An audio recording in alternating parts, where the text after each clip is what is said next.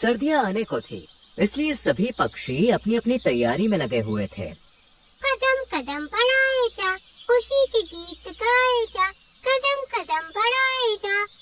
क्या बात है चिंकी, आज तो बहुत खुश लग रही है। क्या हुआ, हमें भी तो पता चले। कुछ नहीं रानी, तू तो जानती है मुझे सर्दियाँ कितनी पसंद है।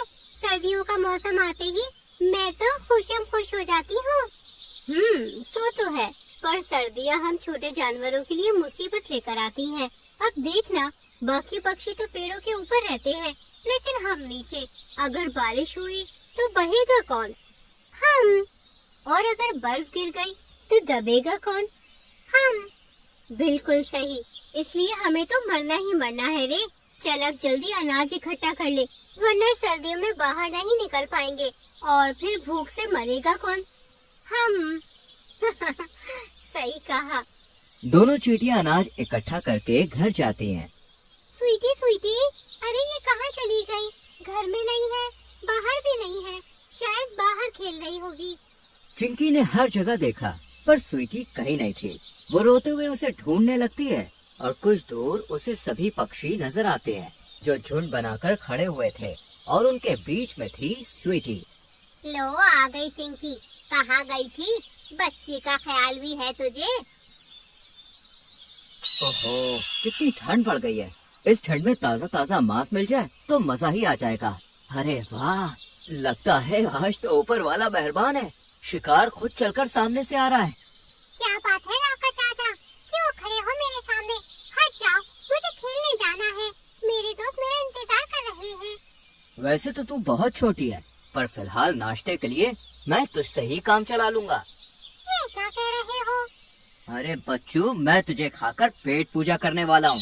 और क्या? स्वीटी घबरा जाती है, पर तभी वो ऊपर देखती है और 2 कदम पीछे हट जाती है। भागने की कोशिश में है। मुझसे बचकर कहाँ जाएगी? इतने में राका के सर पर एक बड़ा सा नारियल गिरता है। राका के बच्चे, इतनी बार तुझे धोया पर तू नहीं सुधरेगा। बच्ची पर नजर भी उठाई ना तो सोच लेना बाहर फेंकवा दूंगी। मैंने तो राजा जी से शिकायत भी कर दी है मीनू मौसी, अभी राका नहीं बचेगा। अरे गलती हो गई, माफ कर दो, दोबारा ऐसी गलती नहीं होगी। इतना कहकर राका वहाँ से भाग जाता है। शुक्र है आप सब मौके पर पहुँच गए और मेरी बच्ची को बचा लिया, वरना ना जाने आज क्या होता। वो सब तो ठीक है, पर जब अनाज लेने जाओ तो स्वीटी को किसी के साथ छोड़ जाओ, ताकि ऐसी मुसीबत ही ना आए। इसके बाद सभी पक्षी अपने अपने घर लौट आते हैं। देर रात को तेज बारिश होती है और अगली सुबह ठंड बढ़ जाती है। मम्मी ये देखो, मेरी टेडी में भी पानी भर गया, बाहर धूप भी नहीं है, ये कैसे सूखेगा? बारिश की वजह से चिंकी के घर में पानी भर चुका था। तुम उसे छोड़ो और ये गर्म कपड़े पहन लो, बाहर ठंडी हवा चल रही है। ये मौसम भी ना अचानक से इतना बदल गया है कि क्या ही कहूँ। मम्मी ये देखो, हमारे घर के सामने कुछ गिरा। चिंकी ने जैसे ही बाहर देखा तो वो घबरा गई। जिस पेड़ के नीचे उसका घर था, उसकी एक डाली दरवाजे के बाहर गिरी थी। लगता है ये पेड़ गिरने वाला है, हमें अभी के अभी यहाँ से निकलना होगा। जल्दी जाओ स्वीटी बेटा, बाहर जाओ। चिंकी के निकलते ही एक बड़ी सी डाली उसके पूरे घर को तोड़ देती है और फिर आ रही हूँ, रुको तो। अरे चिंकी, क्या हुआ? सब ठीक तो है? कहाँ रानू, कुछ भी ठीक नहीं है। हमारा घर दब गया, अब मुझे दूसरा घर बनाना है, पर तब तक स्वीटी को बाहर नहीं रख सकती। बहुत ठंड है बाहर, क्या तुम इसे अपने घर में रखोगी? ये भी कोई पूछने वाली बात है, जरूर रखूंगी। स्वीटी को रानू के घर छोड़कर चिंकी घर बनाने के लिए कुछ जरूरी सामान और अनाज ले आती है और शाम तक अपना घर तैयार कर लेती है। कुछ दिन तो दोनों आराम से घर में रहती है, लेकिन अब ठंड पहले से बहुत ज्यादा बढ़ चुकी थी। मुझे तो लग रहा है मौसी आज रात बर्फबारी होगी। सही कहा कालू भैया, इसलिए तो मैंने अपना घर मजबूत और पक्का कर लिया है। मैंने तो इस बार कपास से अपना घर बनाया है ताकि बिल्कुल भी सर्दी न लगे। मैंने तो लकड़ियों का ही घर बनाया है मौसी, और सच कहूँ तो उसमें भी सर्दी लगती है, पर अब क्या करूँ, अब तो घर बनाने के लिए कोई सामान भी नहीं मिलेगा। ऊपर से इतनी सर्दी है कि हाथ पैर हिलाने को मन भी नहीं करता। बात तो सही है तेरी, लेकिन तू चिंता क्यों करती है? तेरे पास ही रानू और कालू है।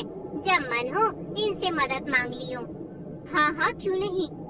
बातें खत्म करके सभी पक्षी सोने चले जाते हैं, लेकिन आधी रात को मम्मी, बहुत ठंड लग रही है, मुझे और कंबल उड़ा दो। हाँ हाँ बेटा, ये लो। ये ठंड अचानक से इतनी कैसे बढ़ गई? शाम तक तो फिर भी मौसम ठीक था। लगता है हमारा घर बहुत ज्यादा कमजोर है।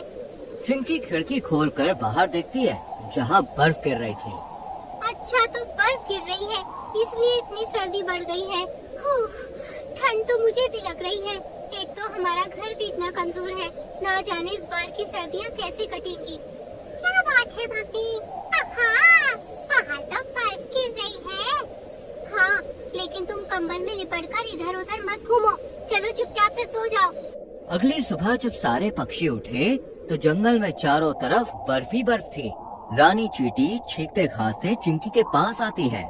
चिंकी, मेरा तो सर्दी के मारे बुरा हाल है। मुझे नहीं लगता इस बार की सर्दियों में मैं अपने घर में जिंदा रह पाऊंगी। मुझे भी कुछ ऐसा ही लग रहा है। कल सभी पक्षी अपने अपने घरों की बातें कर रहे थे। किसी ने कपास से घर बनाया है तो किसी ने गोबर से, पर हमारा घर तो लकड़ियों का ही है। सही कहा, अब हम इतने छोटे हैं तो उसी हिसाब से घर बना पाएंगे ना। पर एक बात कहूँ, तूने इग्लू के बारे में सुना है? मैंने सुना है रानी मौसी, वो तो सफेद सफेद होता है, बर्फ से बनता है। पर मैंने नहीं सुना, जरा साफ साफ बता। अरे इग्लू एक घर होता है जो बर्फ से बनता है। बर्फ की थोड़ी बड़ी बड़ी ईंट जैसी बनाकर और एक दूसरे के ऊपर लगाकर बनाते हैं। ये घर अंदर से जितना गर्म होता है, बाहर से उतना ही भव्य और पिघलता भी नहीं है। अरे वाह, मतलब हमें कपास गोबर की जरूरत ही नहीं है, इस बर्फ से ही घर बना सकते हैं। तो फिर, लेकिन इसके लिए हम बहुत छोटे हैं, हमें किसी पक्षी की मदद लेनी होगी।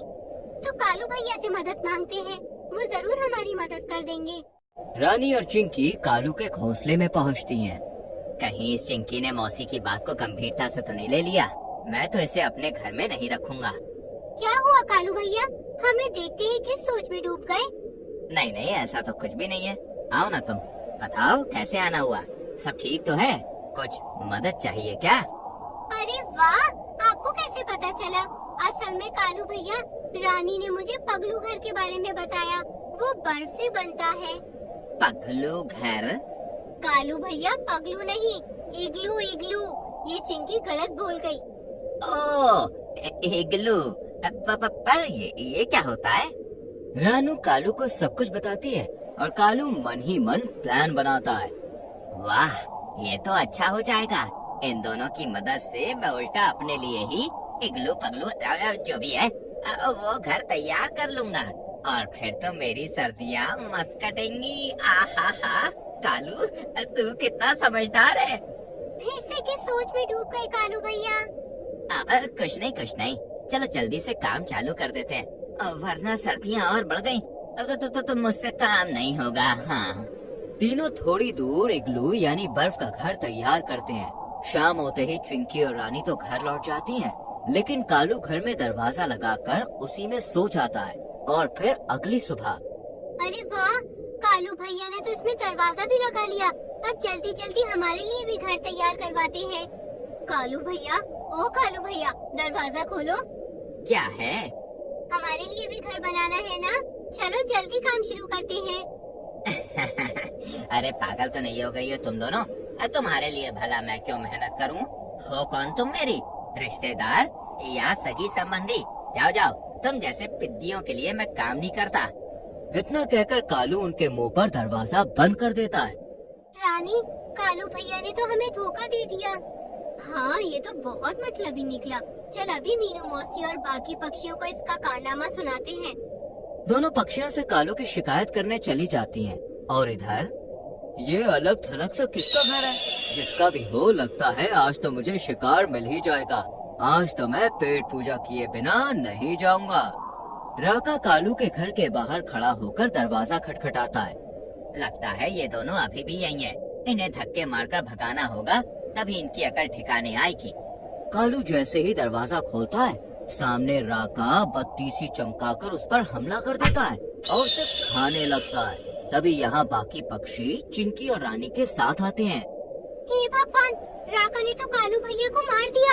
ये क्या हो गया कालू भैया के साथ? मम्मी, मुझसे ये सब नहीं देखा जा रहा। चिंकी, स्वीटी की आंखों पर हाथ रख लो, बच्ची है वो। मैं तो कहती हूँ इस राका को हमें जंगल से निकलवाना ही होगा। ये इसने बिल्कुल अच्छा नहीं किया। कालू हमारे जंगल में कब से था? पर था तो चालू ना, और आज उसे अपने किए की सजा मिल ही गई।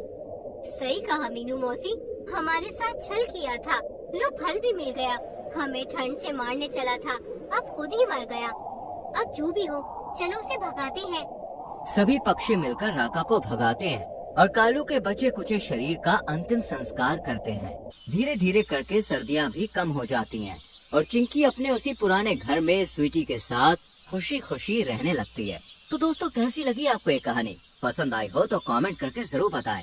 वीडियो को लाइक और शेयर करके चैनल को सब्सक्राइब करें और बेल आइकॉन प्रेस करना बिल्कुल ना भूलें।